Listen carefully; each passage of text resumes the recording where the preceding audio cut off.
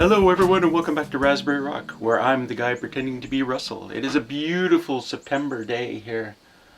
I don't see a cloud in the sky and I'm hoping to get nothing but sunshine all day long to fill up the batteries. Anyway, I thought I'd start today by talking a little bit about my hunting situation. As many of you know, I'm hoping to start bow hunting this year in less than a month, like 2.5 weeks now. Hoping to. But I got thinking, and I got reading up a little bit, and how people say you really should practice for the environment that you're going to be hunting in. So that leads me to the seating thing. This here is my bow hunting chair, but it's not my first bow hunting chair.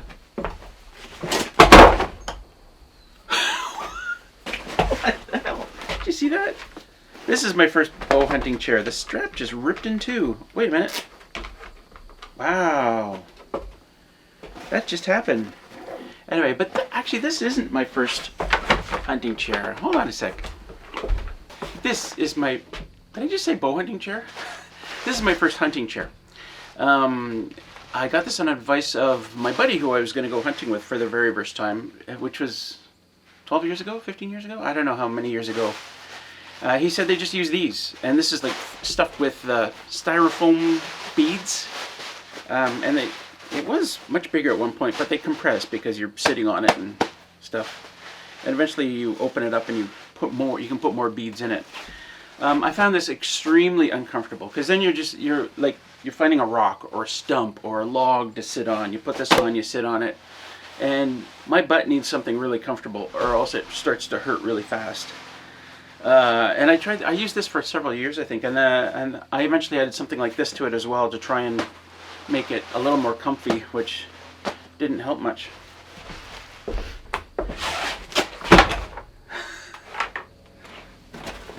Strap doesn't work for the day. How much else of this? Good grammar there, Russell. How much else of this is falling apart? I bought this chair. It is a hunting chair. You'll see it's got. It was sold in the hunting section of whatever shop I was in. Yeah, let me set this up and I'll fix the camera.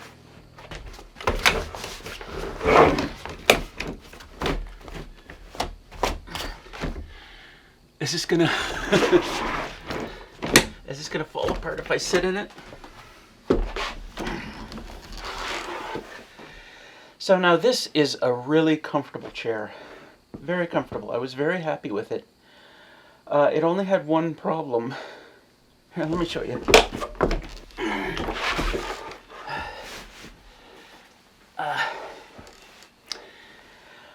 99.99% of the time you spend in the bush when you're hunting is like this. You're just sitting and waiting. So it's good to be comfortable for sure. But then when you go to shoot something,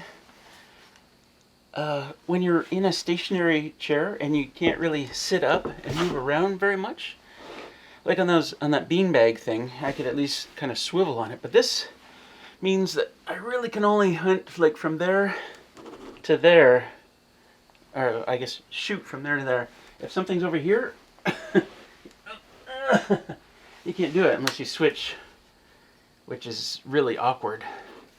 So a huge problem with this chair, and typically your field of view isn't just there, it's there. So while I love this chair and it was really comfortable, it wasn't practical at all for actual hunting, which is weird that they would sell a chair like that.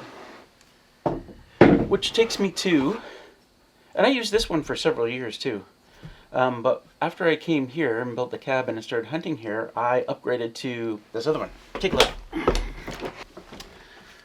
So more of a real chair here, and this is pretty comfy too. I also hold on a sec. I also sometimes take the pad to put on there just for a little bit of extra comfort. So this is not bad. This is pretty comfy. Not as comfy as that other one, but this one allows me to rotate. So now I can sweep the full view, right? What is rubbing? Something's rubbing. And you want to do it. You want to be able to do it nice and easily and quietly. so that when you see that deer, it's kaboom. So this chair is great. The only downside with this chair is it doesn't fold up like that other one. I can't just carry it around like a backpack. That's about, well, you can collapse the legs, but I found it doesn't really help all that much. It doesn't have a nice strap for carrying though, so it's not too bad. Can you still see me? So I can carry it like this, and I generally leave it out there for the season. I leave the chair out there, so I don't have to keep hauling it back and forth to the cabin. But yeah, so why am I talking about all this? I'll show you. This is going to be my resting position for bow hunting season. I guess just like this. So that when a deer comes along, well, here's my problem. I think a lot of guys or girls have tree stands, right, where they're, you know, up in the sky, deer aren't necessarily looking for them, and they can stand up and they can shoot, you know, without too much movement. I don't have a tree stand out there. Mainly I don't have tree stands because I'm not, well, it's just the situation doesn't lend itself well to tree stands. I actually sit on a bit of a hill looking down. But I think, you know, what's going to happen is I'm going to be shooting from this chair. Like so. Which means, and I read up, you know, there are guys that, or girls, that hunt from chairs, and you just practice from your chair. So I got to practice sitting from my chair, from this chair. Does that make sense? Was that a long, kind of convoluted way to get to me saying that I have to practice from shooting in a chair? I have to practice shooting from a chair? Why is there a beer over there? It's a beer on my deck.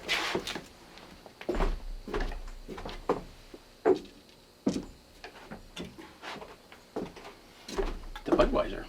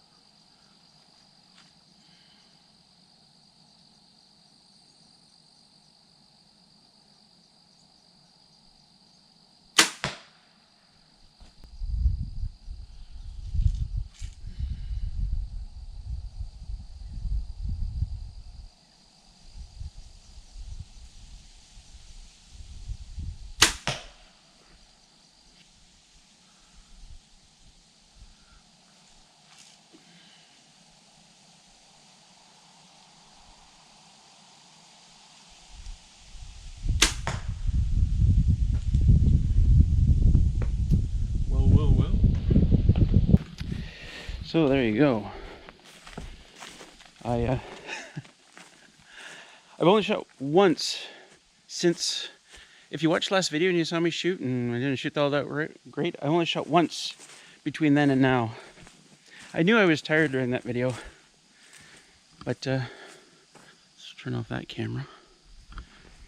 But look at the grouping. I think this was my last shot. The grouping. So if you're unfamiliar, I was aiming at the center each time, but like, you don't want to aim at where you last shot. As long as you got good grouping, you know your aim is pretty good. You just have to adjust the sights until you're hitting where you're actually aiming, right? So that's pretty good grouping. I mean, this right here, This right here means, you know, I could shoot a deer at that distance and be pretty confident, you know, that I'm going to hit where I'm aiming. Well, as long as I adjust my sights. I don't know how to adjust the sights, but I'm pretty happy with that.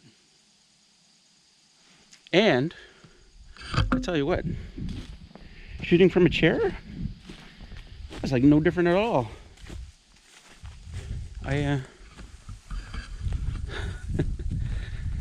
No different at all.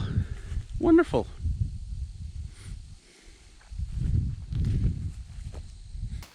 So I broke another arrow. I thought I'd shoot a few more just to kind of work the muscles, right? And this arrow I broke on, I think it was Friday that I was shooting, the time in between videos.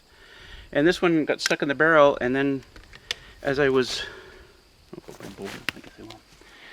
as I was pulling it out of the barrel, the whole end came out, the part that's not supposed to come out. You see that? That part's supposed to stay in there. This part can screw in and out, but yeah. So I'm told that I can probably use crazy glue on that and put it back in and get this arrow working again. Today's arrow, though, is not fixable at all. Can you see that? Yeah, there's a piece of bow here on the ground that I haven't found yet. This arrow went off at such a weird angle from shooting. Like it just went poof. And I think it hit this rock here, or a rock here somewhere. Thankfully it didn't hit the log hauler. I think what happened was when you knock an arrow, hey, I lost the I lost the end bit too. Wow. Is that what happened? Is that what happened? It came off just as I was shooting? The knock? That would explain it. Here's what I thought had happened. We'll use this one. Here's what I thought had happened. See, there's this little thing here. Hope you can see it. This thing right here, it holds your arrow in place while you shoot, right? Between, I don't know if you can see that. And I think I forgot to raise that. How does that go down? I don't know how that goes down now. But I think I forgot to raise that. So it was just sitting, you know, here and not held in place by anything. That's what I thought had happened. But now I'm thinking, if the knock came off just as I loosed the arrow, you know, maybe that would explain it. But that shouldn't happen, right? That shouldn't happen. And there it is. So, yeah, I just found it. So I don't think that that was the case then. I think this probably came off when the arrow hit the rock, because otherwise that would have come off right when I let the arrow go. Interesting, huh? I have pieces of arrow all over the place here. Anyway, what I want to do now is I'm going to take you guys out and show you where I sit, like the situation, the exact situation I'm going to be in when I'm out there hunting. I may even take the chair with me. Just for you guys. Just for you guys.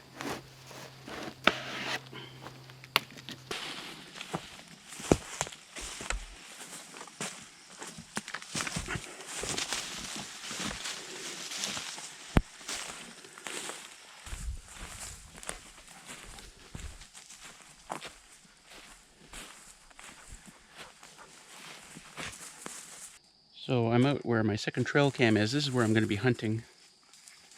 You can see here that here's the camera, and up there is, sorry, this is the trail cam. Up here is my DSLR camera, and this is where I'm going to be sitting. Let's turn this on. This is where I'm going to be sitting, looking out at here. So I'm going to step this off, actually. Oh, let's do it like this. 1, 2, 3, 4, 5, 6, 7, 8, 9, 10, 11, 12, 13, 14, 15, 16, 17, 18, 19, 20. And oddly enough, here's the salt lick I put out here. So exactly 20 yards right here. Well, exactly. Sorry, 20 paces out here. And I quite often see them at the salt lick or just right here, right in front of the camera here. And I'm going to take this memory card back and show you guys, you know, what's on there right now. And hopefully we're going to see a buck was standing right here in this spot. So there you go. That's the situation. So it's going to be like a 10 to 20 yard shot. Somewhere between here. Can you see me from that camera? And out here.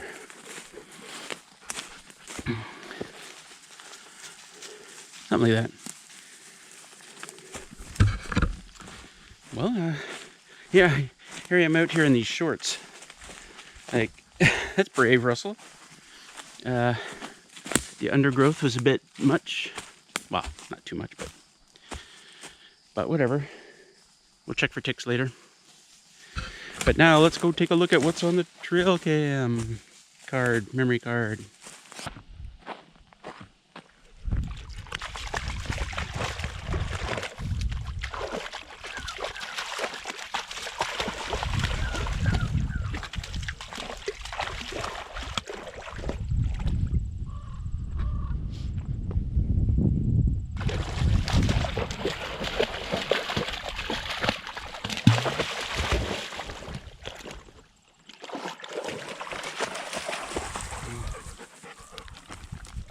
Oh.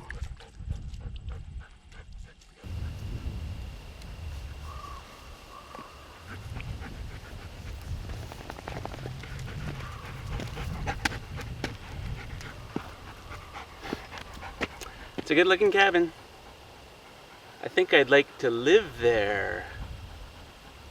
Oh right, trail cam videos. Right, let's get on that.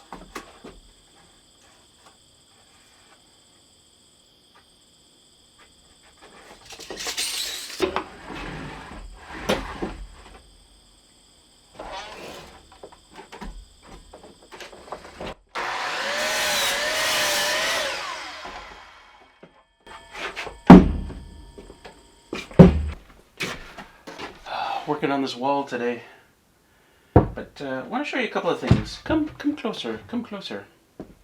A couple of people very correctly pointed out that the outlet in the bathroom should be a GFI, so I picked this up in town when I was there a few days ago, and the outlet that was here, I just turned it around and put it on that side. Even though I'm going to fill up this other side with stuff, it might be a good idea to have an outlet on that side. Not sure if that's the right spot for it, but yeah, whatever. And then I put faceplates. I put a faceplate on here because City Girl is going to be here on the weekend, and she might want to have some light over here. And maybe plug in something. For this wall, I was going to do pine tongue groove because I've got so much of it, and it would fit, you know, the rest of the inside.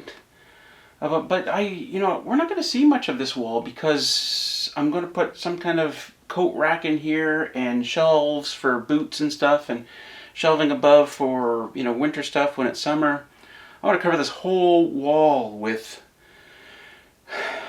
storage space. So we're not really going to see the pine tongue groove. Enter this stuff, this pine, which I've got for the outside of the cabin.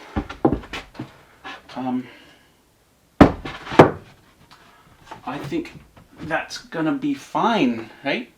And then I'm gonna put, like, after I wall it up, and it's gonna be easier working with this stuff because I don't have to worry about the tongue and groove bit. I'm just gonna slap it right up here. Use the nail gun maybe, unless it starts splitting the wood. I'm worried about that a little bit. Yep. And then, yeah, a coat of varnish on here, clear varnish, because sometimes wet coats go in up against the wood. You don't want it to stain, right? Yeah, I think I'm gonna like that. Right, just like that. Be a lot faster too. I'm gonna test the nail gun first before I do that. Nice. Could you see my face when I was doing that? Way to go, Russell. Nice camera work.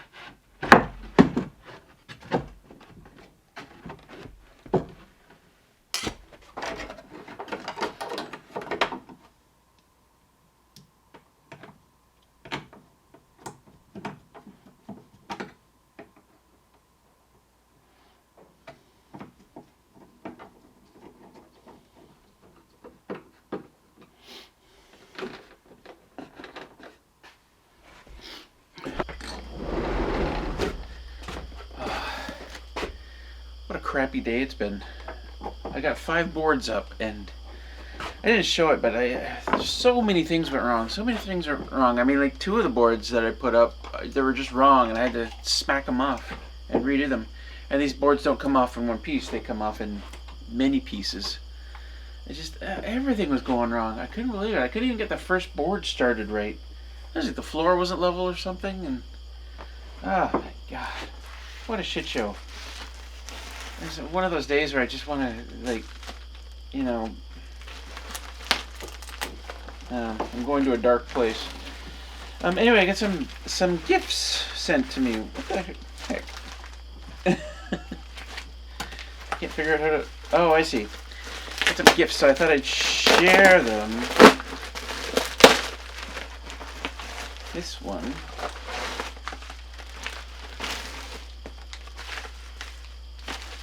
I'm pretty sure I know what they are. Yeah, this one's from Cat Mac. Catherine? So she does this process called batik, B-A-T-I-K. It's I was looking it up. It's where you put wax on cloth, and you put it in dye, and then you bring it out and you take some of the wax off. It looks like a card. I'll read that later. Take the wax off, and then you can dye it again and do various things over and over again. I don't know much about it, But these look like, and I believe she told me they were dishcloths. So there we go. That's pretty neat. That's on both sides. She started doing one. She said it looked like raspberry rock. So I forget if this is the first one she did or if she did. I don't know if she did one more. But look at that. Isn't that beautiful? Are we seeing the whole thing? We should probably get a little closer. Yeah, really. It's much better when the air compressor goes off in the early evening instead of the middle of the night before I forget to turn it off. Because there is nothing like sleeping in deep sleep at 2 a.m., 3 a.m. and that thing starts going on. And she sent me a blank one.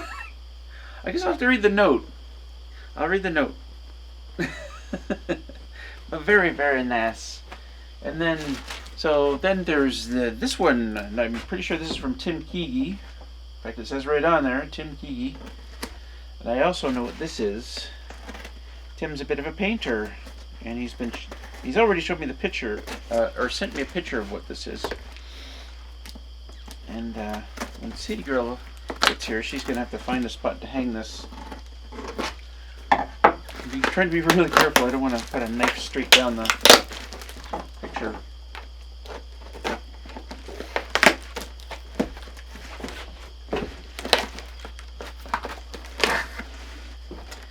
And by the way, I picked up a new knife. This is the Grohmann Russell Survival number 1. Compared to the number 4 that I bought about a month ago. Can you see those? Hard to see? It's a lot smaller. So I think this one, the new one's going to live on my hip for a while. It's just smaller, lighter, more versatile. So, yeah. Alright.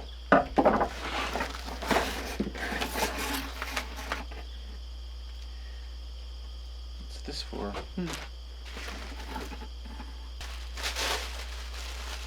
There we go. So this is a painting that he did of Raspberry Rock. Having watched our videos and kind of getting an idea for what it looks like here. Let's get a nice close-up. Isn't that beautiful? Way to go, Tim. He did that and sent it, and I told him we're going to find a nice spot on the wall for that. Isn't that beautiful? Yeah. That's really cool.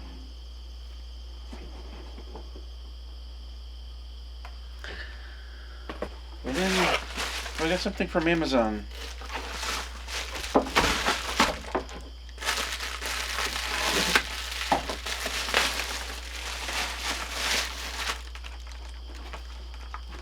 the hell is this?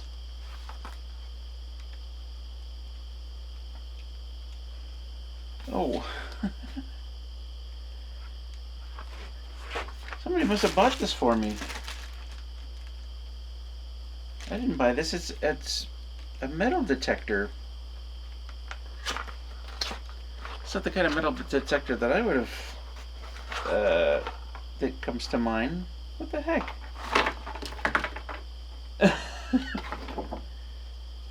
What in the world?